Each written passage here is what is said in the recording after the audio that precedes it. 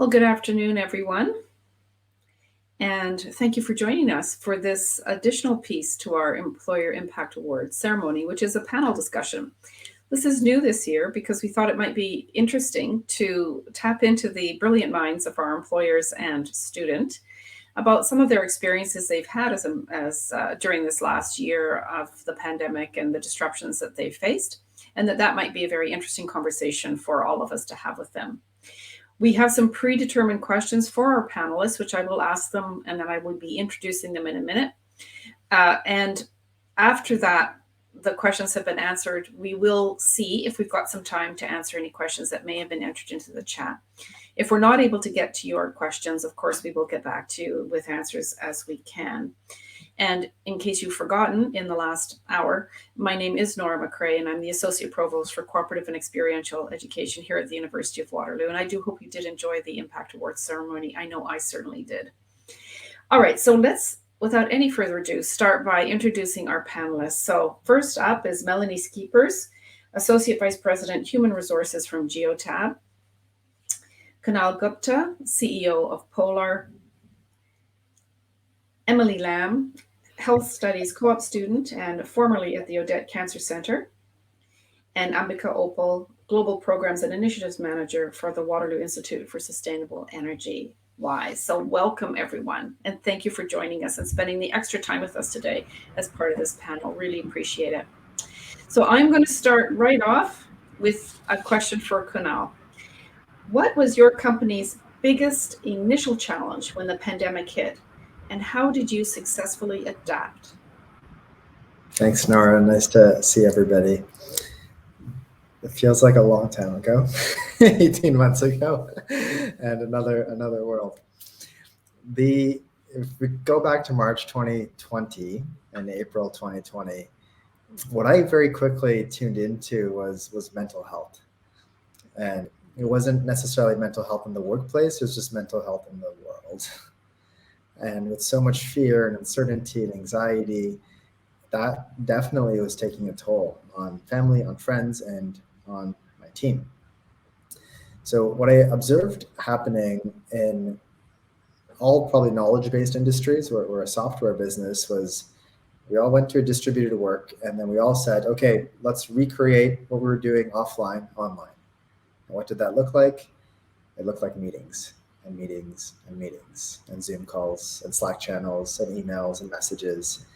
And within like a few days, I was like, what is happening here? What is happening? There's so much happening in the world, and there's so much happening in our own work world. So pretty much overnight, we did a couple of things. So we cut our Slack channels. Slack is the instant messaging tool we use. I'm sure many companies use it or other versions. We cut it from 200 channels down to 30. So we just cut out a lot of the noise of how people were communicating. We cut all of our meetings in half. So we overnight cut the number of meetings in half. We picked Tuesdays, which we call flow days, and we said there's no meetings happening on Tuesdays. And I started with wellness days, and then it turned into something we called Sunday. But Fridays, we said to everybody, is do whatever you want. Don't work, and take time for yourself, take time for your family. And the list goes on. And all of these initiatives were implemented pretty quickly. And fast forward to the end of 2020, we did a survey, and we asked and checked in on people's mental health and wellness and how they felt about the year and our business performance. And if you read their results and took off the date stamp, the timestamp, you wouldn't have believed that people would be saying this in the year 2020, around feeling grounded, feeling balanced, feeling the space. So I'm really appreciative to the team for being open to pretty drastic culture changes pretty quickly. And that was how we managed through that initial period of uncertainty and doubt and fear. Mm-hmm. Very nice. Thank you, Kunal. That's a very interesting response. And I'm sure that your team and your staff have really appreciated that leadership on your behalf. Next question is for Emily. Emily, as a student, what was your biggest initial challenge when the pandemic hit, and how did you successfully adapt? So much of our research at the time involved face-to-face patient interactions with our patients on a daily basis. And as you can imagine, when everything first started and all of the co-op students were sent home, this put our team in a fairly challenging situation. So we had to come up with a solution relatively quickly.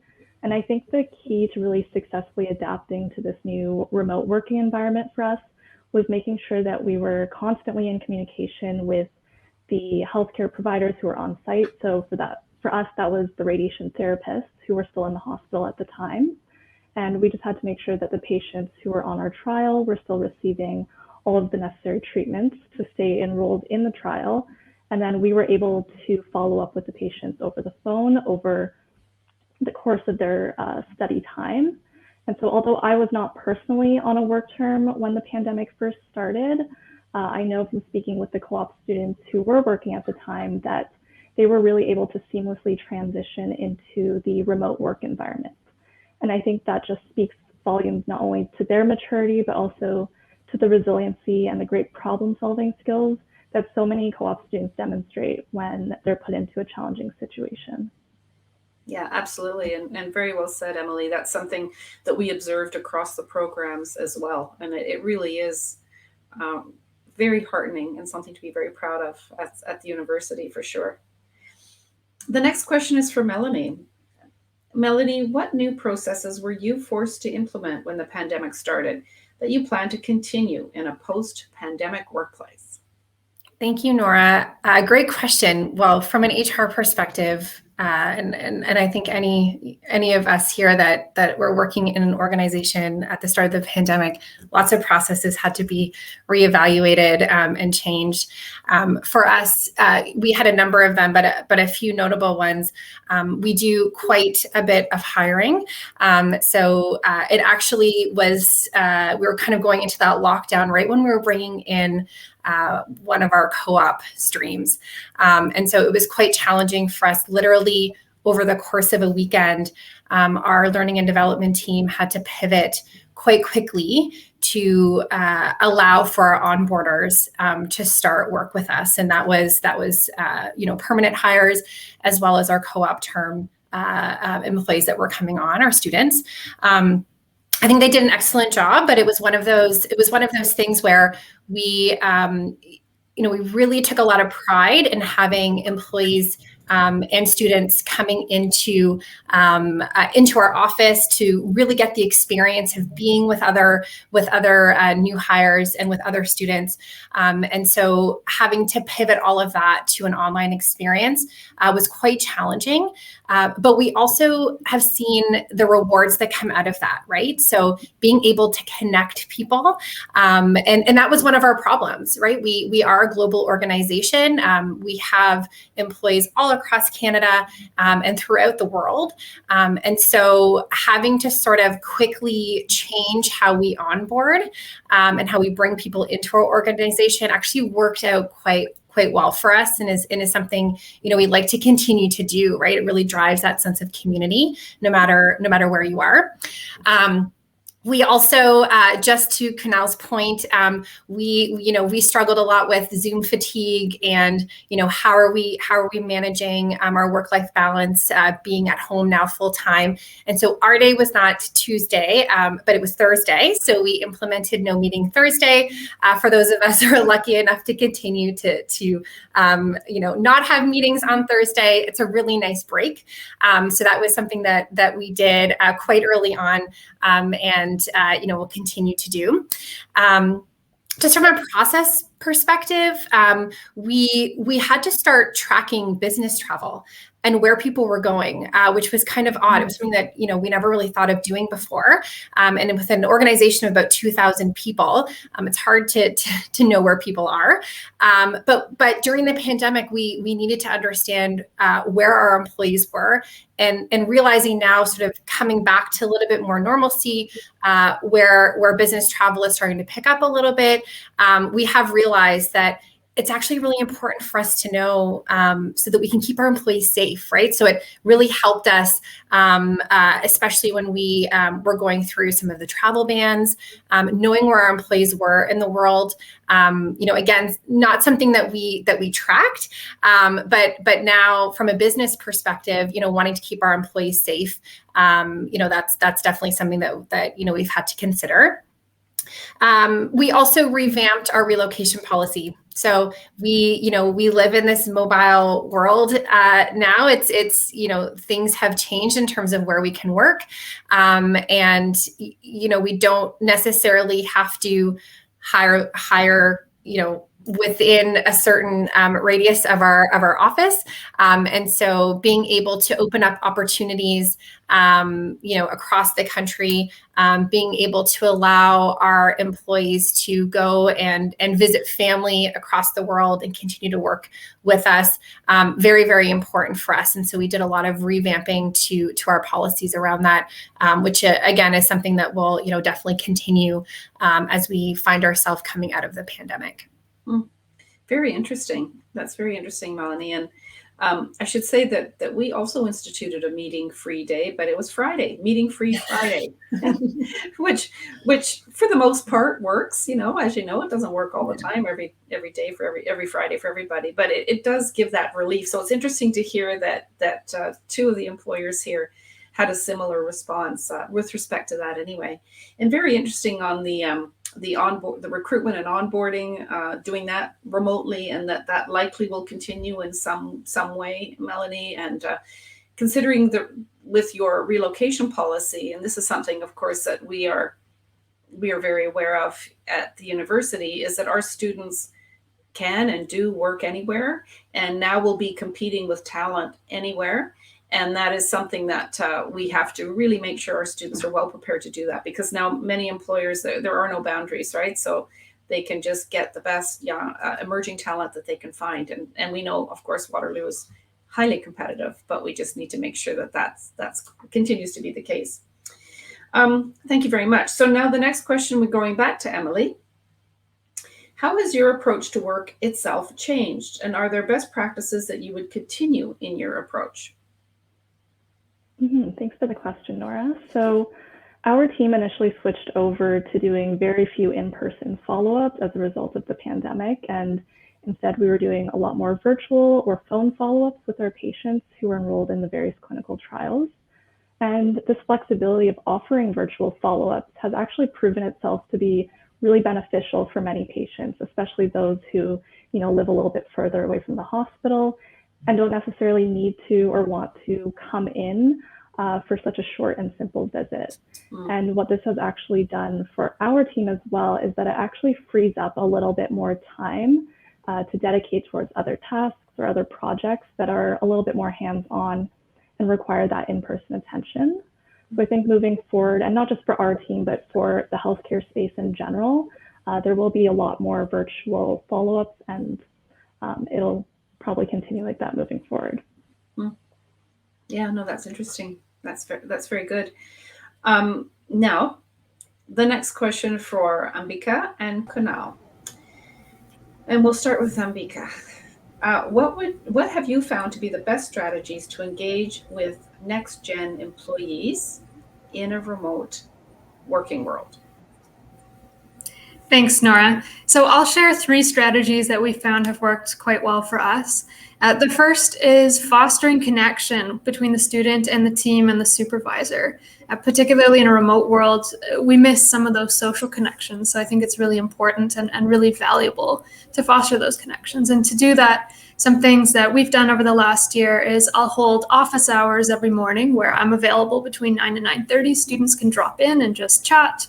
Either about work tasks or just say hello, good morning. Kind of simulating that, as you walk into the office feel, you chat with people when you walk in.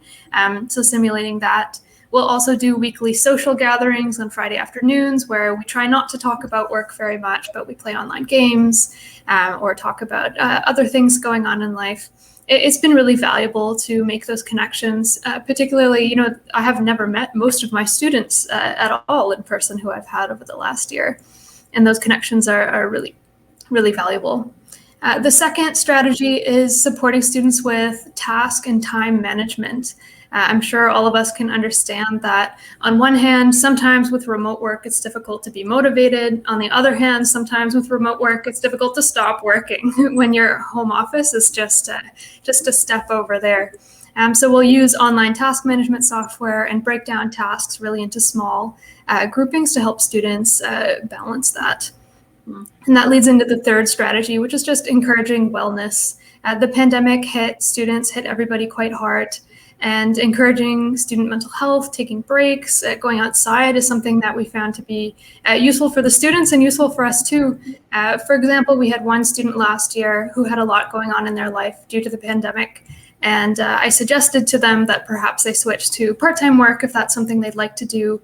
And it ended up being really beneficial for the student. And we found that they were a lot more productive also. They're happier and productive. It was really a win-win situation. So encouraging wellness, whatever that means for the student in their particular case, is certainly an important strategy. Very nice. Thank you. Thank you very much. Kunal, what did you folks do to engage? I think Mbika, I love those strategies. I'm going to steal some of those for our team and connect to that a lot.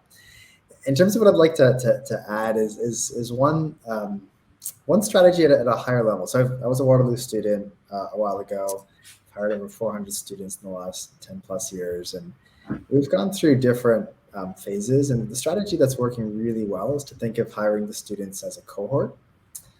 Ross and I were chatting about this a couple of days ago, and so we've got like 20 students working with us right now in one of my businesses, and as a cohort, they support each other really, really well.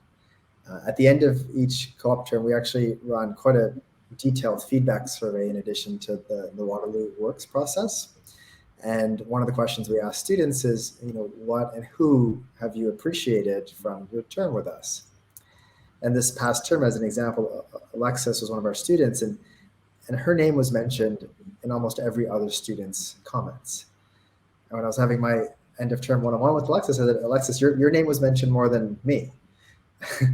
And it just goes to show how comfortable students are at leaning on each other, way more comfortable than asking me or asking a full-time team member, regardless of how much we make it easy for them.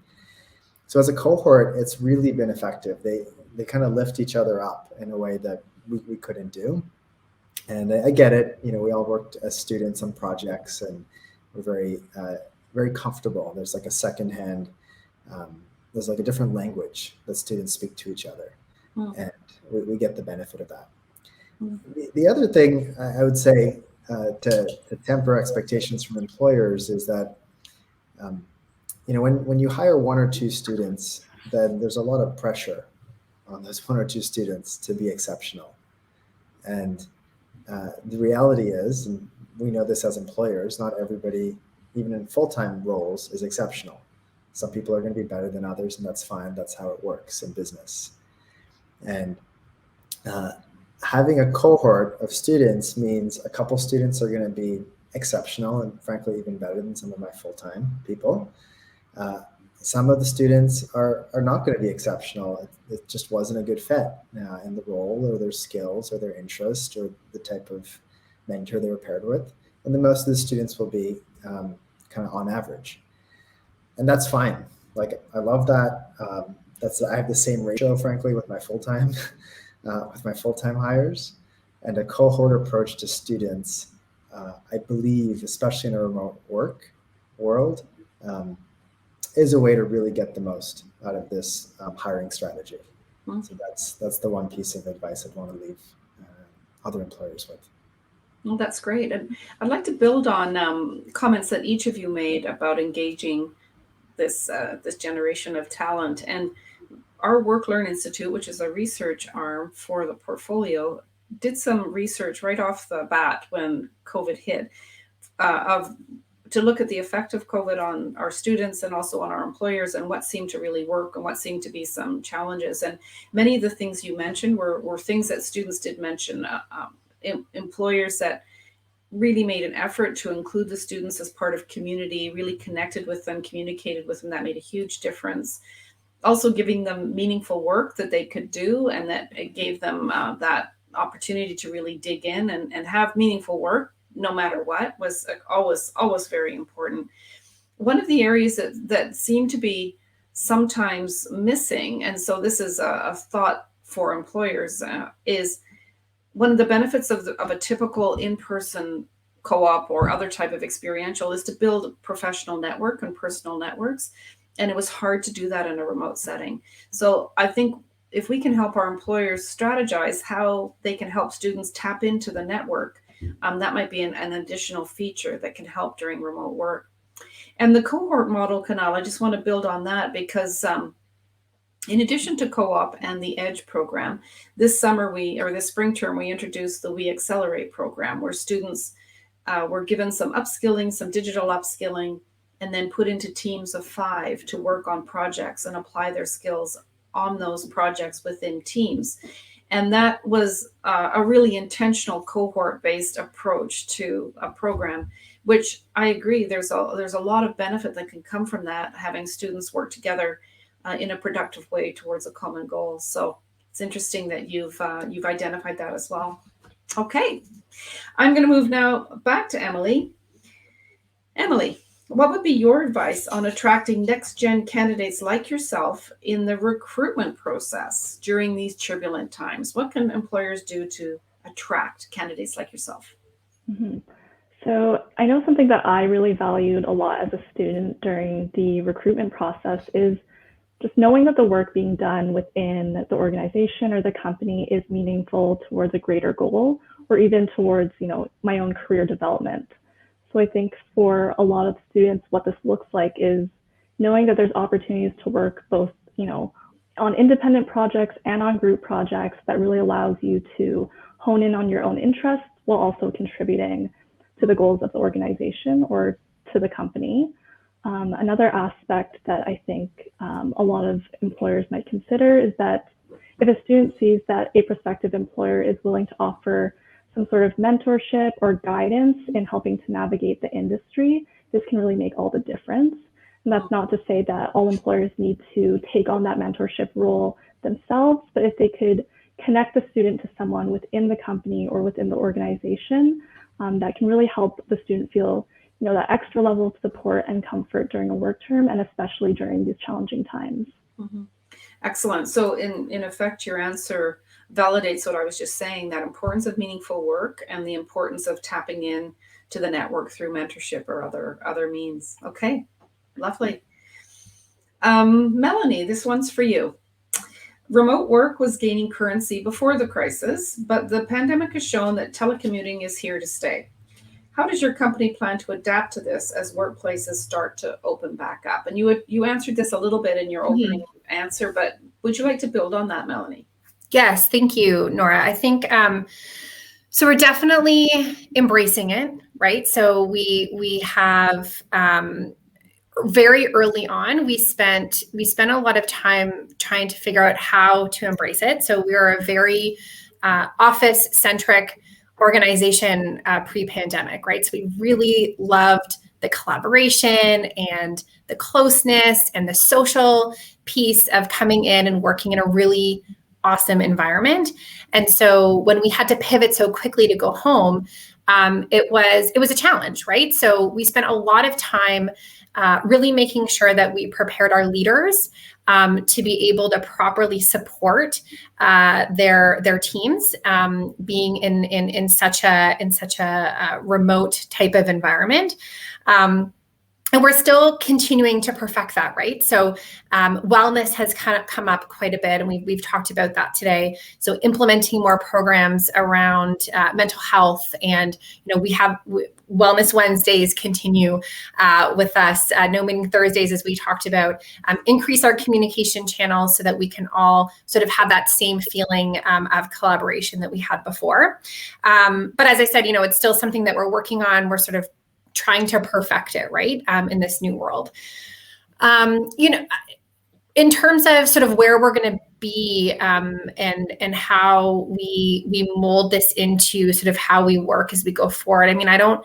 My own personal opinion is I don't know if we'd ever be 100% back in the office, right? I think we see, we see news articles of different organizations that are saying, everyone's coming back, and then all of a sudden everyone gets to stay home, right? So I think organizations are trying to figure out how we do this.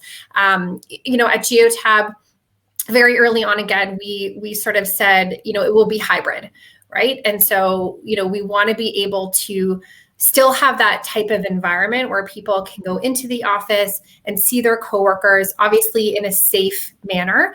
But we've seen that we can be productive at home, right? It works. And so being able to allow our employees the options, right, to be able to, do their work from home if that's where they thrive, and then come into the office and, grab lunch with a coworker or play some pickleball or do, use it as more of that social aspect, I think is something that we're sort of leaning towards at this point. But I think most importantly for us, we as an employer need to understand that the market is shifting, and how people view where and how they perform work is shifting, right? So, again, going back to my point about mobility and relocation, we need to understand what our candidates are looking for, right? And if we're in a situation where we know the market is looking for that flexibility, then we have to be able to adapt to that as an employer. So those are some of the things that we're sort of contending with today. But definitely embracing the fact that we're gonna need to be a little bit more hybrid going forward. Mm-hmm. Well, that certainly is a challenge that everyone's grappling with, aren't they? Trying to sort out what's the best way to operate, how to recruit and retain talent, which is now, the doors have been blown off geographic location. What does that actually mean for each organization? How to retain culture, which is so important, and that spirit of connectedness. It's a really interesting time to be leading an organization for sure, and trying to navigate that. But also, I think the pandemic has been very challenging and difficult in many ways, but it has also pushed organizations, pushed all of us to think about things differently. And that's not necessarily a bad thing either. All right, question. How are we doing? How are we holding up, panelists? Are we holding up all right? We can do a bit more here. We good? Okay. Ambika, you're up next. I'm glad your thumbs up because you're up next. What other workforce trends do you see gaining more traction in a post-pandemic era? Thanks, Nora. For me, I think the pandemic has highlighted most clearly issues of social and environmental issues, including global inequality, sustainability, information accessibility. We've also seen a lot of social justice issues come to a head over the last year and a half. Last year, the murder of George Floyd. A month ago, we had the 6th assessment report of the Intergovernmental Panel on Climate Change come out. We're seeing thousands of graves of Indigenous children being uncovered at former residential school sites, and these are just a few examples. I see a growing awareness about these social and environmental issues from students, but also from the employers that we work with. It's becoming more important to everybody. Previously, for example, some of the companies that we worked with were very tech focused, but now they're focusing more about the impacts that their technology has on the communities that they work in. And what I see and what I hope will continue to gain traction is employers placing a greater focus on prospective and current employees who have these social and environmental understandings and skills, and the skills to make that happen, to make that understanding of the organization's impacts. So just to give a quick example, one of our students over the last year was working with a company who, among other things, developed batteries. And the student noted that some of the battery components were coming from not very sustainable sources. And they mentioned this to their employer. And together with their employer and with their team, they made the beginnings of a sustainable sourcing plan. And in my experience, I don't know if that would have happened a few years ago. The student noting it, but also the employer being open to having change there. So I really hope, and I really do see that a future trend in the workforce is focusing on those who have that understanding of social and environmental issues. Mhm. Okay, yeah. Very nicely said, Ambika, and very important issues. I mean, if the pandemic has shown us nothing, it is that we are all interconnected, whether we like it or not, and that we do need to start thinking more intentionally about how to make sure that all of us can move ahead in a good way and have the supports that we need in a good way, and also that we are respecting not only each other as humans but our planet that sustains us. So great thoughts and comments for all of us, and certainly that we hope will continue as well when the dust settles from this disruption, but that we're sensible and prepared for the next disruption. Now, the next set of questions for Melanie and Kunal, and I'm going to start with you, Melanie. What are the top 3 skills that you've been looking for while hiring during the pandemic that you didn't consider previously? So, for us, it was, and still is, this idea of flexibility, agility, and adaptability. So, I wouldn't say that we weren't looking for those skills previously. I think they're important skills, and coming from a growing or being part of a growing organization, those skills are quite important. But I think all of us sort of quickly realized when we're going through the pandemic that we had, the ability to be able to have an amazing group of employees that could pivot, and that could, you've heard that term a lot over the past 18 months, pivot, but being able to move into other positions, take on things that they weren't required to do before, but also just in the way that we work, right? And being able to sort of level set and say, okay, wait a minute, I need to sort of change how I work with my team, right? And how I perform my job every day. So, it's becoming more and more critical to be able to show those skills, right? And be able to have that adaptability, right? As a candidate and as an employee, that, maybe, we didn't see, 10 or 20 years ago. I think that, one of the obvious things as well that I'll mention is the fact that, it's different working from home, right? And so being able to look for candidates who are comfortable, again, right, being able to sort of adapt, but who can work independently and, are able to adjust to having, a team that might be geographically dispersed and working well in that type of environment, are definitely skills and attributes that we need to be looking for going forward as we're hiring candidates into the organization. Yeah, okay. No, very good. And we've certainly seen that, of course, in our own context and what's being put upon the students as well, and what they need to be flourishing in this environment. Yep. Now, thoughts on this question? Top 3 skills. Well, everything Melanie said, plus I get to add 3 more. The first one is one I've recently become very passionate about. So I personally moved to Portugal about a month ago, and the center of gravity for our company is in North America, although we have clients all over the world. So that has accelerated this move towards an asynchronous culture. And I think the future of work 1.0 started in March 2020, which was a distributed culture. And I think the future of work 2.0, which we're now experimenting with, is asynchronous. I have not had a single meeting with anybody on my team in 3 weeks. And asynchronous is, we've had the work from anywhere. Now it's the work anytime, not every time, but anytime. So I don't know how to interview for this yet. So I don't know how to interview for it, but it's being comfortable in an asynchronous environment and being effective is going to be important in the foreseeable future. The second thing is actually nothing to do with their professional experience or their LinkedIn resume, but it's about what are they doing to take care of themselves. I think the past 18 months has shown us that each of us as individuals have a responsibility to take care of ourselves. As an employer or as like an academic institution or as a government, I can only do so much for you. I can set the conditions for wellness, for balance, for positive physical and mental health, emotional health, but you've got to do your part too, right? So I could be operating a 4-day work week and having no meetings, but if you're spending your time scrolling Instagram and eating potato chips and not taking care of your body or mind, then that's going to affect the work that you're doing for me.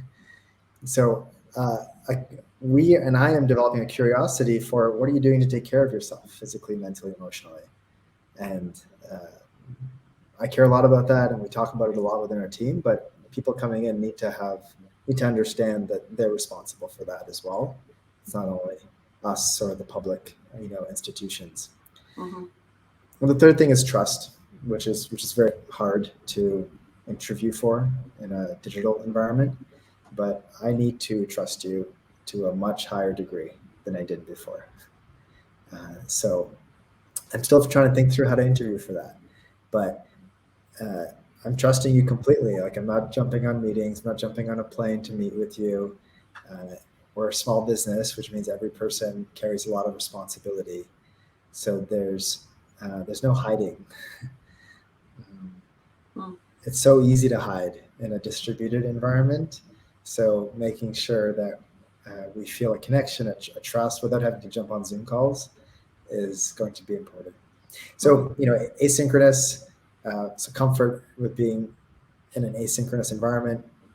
The second is the ability to take ownership of one's own health.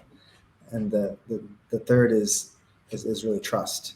I have no idea how to interview for these things. If anybody has ideas, please find me on LinkedIn and send me your ideas. That's what I'm thinking a lot about these days. No, very interesting. And the trust piece is a really important one, isn't it? Because if we are moving to the future of work situation, you can't just rely on sticking your head in someone's cubicle between 9 to 5 and see if they're actually doing what they're supposed to be doing, which would be a horrible way to work anyway. But that is one way of operating. And the trust question, it makes me wonder about values and having underlying similar value systems. Because if you align and your value system is similar, then that leaves that's a very solid foundation for everything else that needs to happen. I mean, the personal wellness piece, and also the trust around the goals and objectives of the organization and how one is going to get there with the flexibility and adaptability to do it in an asynchronous environment, which is really, really interesting. All right, well, we are getting very close to the end of our time. Are there any questions? Oh dear, so there are some questions. Let's see if I can. Okay, now here's a nice one for the employers in the room. As a mentor, what would be your top tip for a co-op student? I'm happy to Sure. To share. So at the start of all of our co-op terms through Grapevine, which is a related company, we run a boot camp. So we give actually our students top tips for 3 days. They spend 3 days in class with me and a few others. And we run an entire hour-long workshop on how to ask for help. And my advice to students that I give that work for me and with me is that I know that you don't know how to do the work because you don't have experience in our industry. You don't have the context of our products. You don't understand our clients. So I know that you don't know. So if you don't ask, then you're only fooling yourself. You're not fooling me. There's often this fear of asking, of appearing that I don't know. I already know that you don't know. The question is, do you know that you don't know? And I'd rather you ask for help so we get it resolved and get going than how you might look or appear. What's important is to get the work done as effectively and as efficiently as possible. It's not your work term evaluation. That's not the goal. That's not why we hired you, to ask for help. Great. That's a great tip. Other thoughts or tips from Ambika or Melanie? Any thoughts? Yeah, sure. I'll just say one quick thing: take initiative.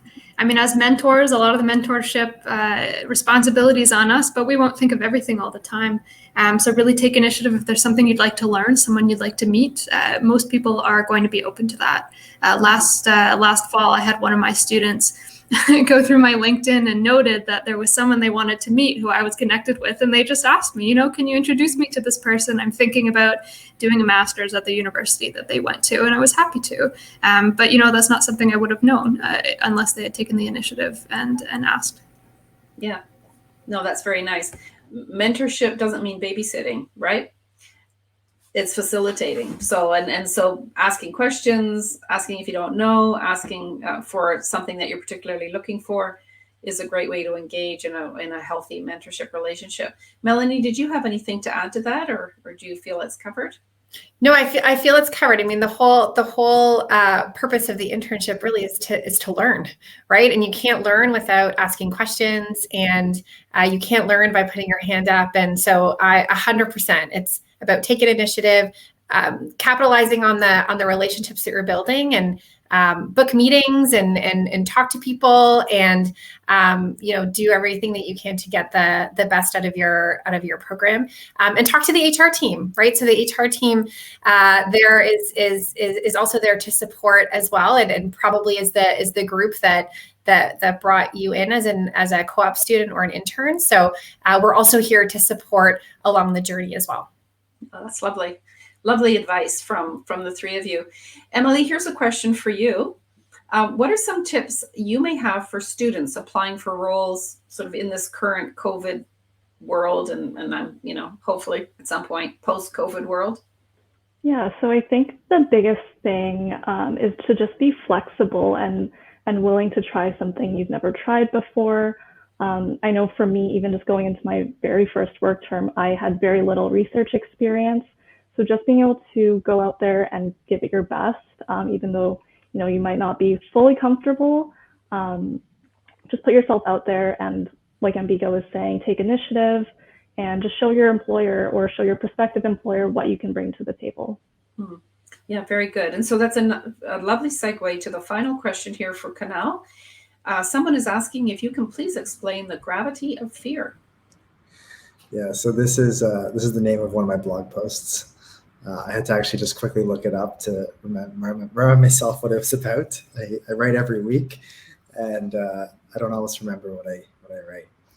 So fear is like a gravitational force, like it sucks everything in. And there's two types of fears. There's fears that keep us alive. So those would be things like walking into a busy street, or getting COVID, or getting eaten by a bear while camping. Those are good fears to have. And then there's fears that keep us from living. So in my case, that was like the fear of starting a company. That could be fears of not being accepted, fears of being judged, fears of what my parents will think. There's so many other fears that keep me from having the experiences and opportunities in life that I desire. So knowing this, it's important to put fear into perspective. So if you think to when you are going for a walk in nature, when you might be looking out at the ocean, which I've been doing a lot of here in Europe, when you might be at the top of a mountain after a hike, you generally start to feel a little more calm.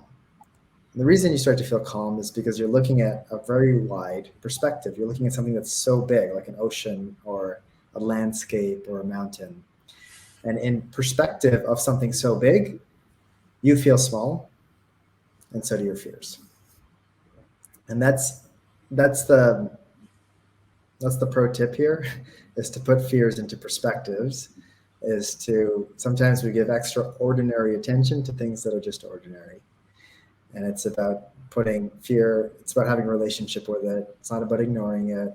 It's not even about conquering it, to be honest. It's about having a relationship to it that's in perspective. So as a student, I had a ton of fear through co-op. I struggled to get my first co-op job. That's normal and natural for most first years. I had fears of if I'd be given work that I couldn't do. I would have fears of when I graduated, would I get a job? Clearly, I was so scared of that, I decided to start a company. So we don't have to worry about that. And then running a business, the fears, there's a never-ending list. So fear is not a bad thing. It's really about having a relationship with it. And I think that applies to all of us as employers or students. Well, that's lovely, and I think a perfect way to end this panel discussion, and for me to also say that how much I greatly appreciate all of you participating in this panel, the three of you who are employers, Emily as a student, your perspective, how you have demonstrated how important our employer community is in terms of helping students manage their fear and walk through that so that they can be successful in their own journeys. And Emily, you certainly demonstrated a great deal of courage in your work terms, and also being here as a spokesperson for the employer who won this award. So that's lovely. Thank you again very much. I really appreciate you participating in this panel. And once again, many congratulations on winning the Impact Award. And that is a wrap, I think. And thank you for everyone for joining us today. Bye-bye.